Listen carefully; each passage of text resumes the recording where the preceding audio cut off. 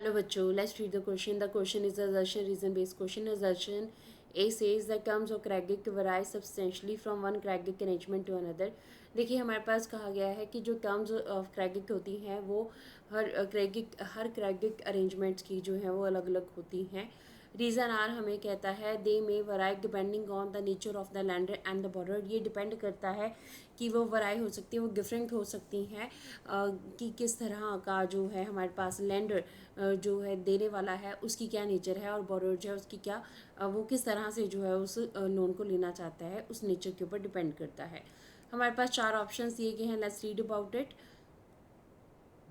Option A says both A and R are true and R is the correct explanation of A.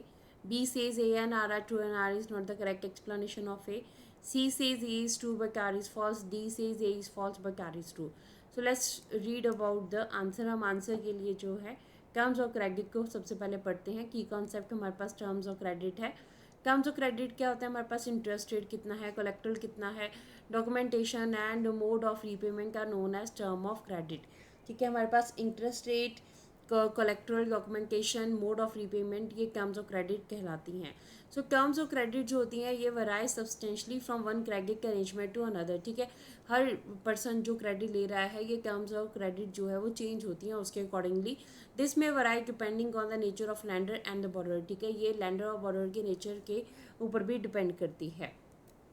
तो इस तरह से हमारे पास जो पहला स्टेटमेंट दिया गया था, पहले स्टेटमेंट में कहा गया था कि टर्म्स ऑफ क्रेडिट जो है वो हर क्रेडिट अरेंजमेंट्स की अलग अलग होती हैं. तो दिस इज़ राइट.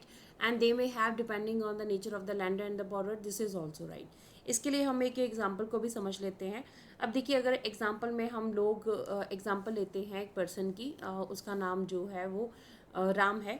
तो राम क्या करता है कि वो एक फार्म लेबरर को जो है सुपरवाइज करता है. उसके पास काफ़ी अच्छी जो है वो लैंड है, और उसके पास कुछ लोग काम कर रहे हैं उस लैंड के ऊपर. अब जो इंटरेस्ट रेट जो है वो दे रहा है लोन के ऊपर, वो 8.5% पर एनम दे रहा है. ठीक है, और उसने जो लोन लिया हुआ है उसकी जो टर्म्स ऑफ क्रेडिट है उसके अकॉर्डिंगली 3 सालों में वो कभी भी उस लोन को जो है कंप्लीट कर सकता है. तो नाउ अब उसका जो लोन है वो 3 साल में कभी भी पूरा कर सकता है, तो उसके अकॉर्डिंगली वो वर्क करता है.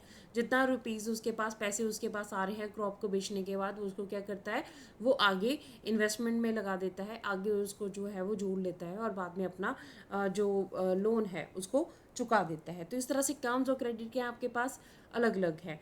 दूसरा, अगर हम एग्जाम्पल एक और एग्जाम्पल पढ़ें तो हम एक एग्रीकल्चरल लेबरर की एग्जांपल पढ़ लेते हैं. तो मान लीजिए कि रानी जो है वो एग्रीकल्चर लेबरर है. अब वो जो है कुछ महीने जो है काम करती है किसी अपने जो है लैंड ओनर के पास काम करती है. उसके पास काम करेगी तभी उसके पास पैसा आएगा और वो अपने घर का जो है वो गुजारा करेगी. जब उसके पास काम नहीं है तो उस टाइम के ऊपर उसको लोन लेना पड़ता है. लोन लेके वो अपने घर का गुजारा करती है. ठीक है, अब यहाँ पे क्या है कि जो लोन देने वाला है, यानी कि उसका जो ऑनर है जो उसे लोन दे रहा है, वो डिपेंड टर्म्स और कंडीशंस अपने अकॉर्डिंगली जो है फिक्स करता है.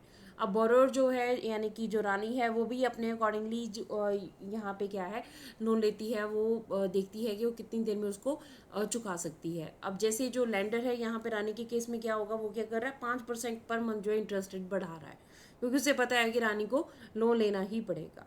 ठीक है, तो हमारे पास यहाँ पर क्रेडिट की दो एग्जांपल्स में हमने पढ़ा कि एक जो क्रेडिट की हमारे पास टर्म्स कंडीशंस होती हैं वो अलग अलग हो सकती हैं, हर पर्सन के अलग अलग हो सकती है. जैसे एक जगह के ऊपर हमने देखा कि टर्म्स ऑफ जो क्रेडिट हैं वो 3 साल में आप कभी भी जो है उस क्रेडिट को दे सकते हो. ठीक है, अब दूसरी जगह हमारे पास क्या है कि जो इंटरेस्ट रेट है, जैसे रानी के केस में हमने देखा कि वो 5% हर जो है हर बार जो है बढ़ाया जा रहा है. तो इस तरह से क्रेडिट की जो टर्म्स एंड कंडीशंस है वो अलग अलग होती हैं, और ये नेचर डिपेंड करता है कि लैंडर जो है उसकी क्या नेचर है, बोरोर उसे किस तरह से खरीदना चाहता है.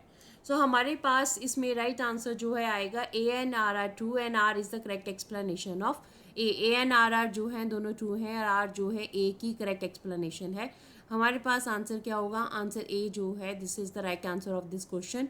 Hope so you understood the question as well as the answer. Thank you.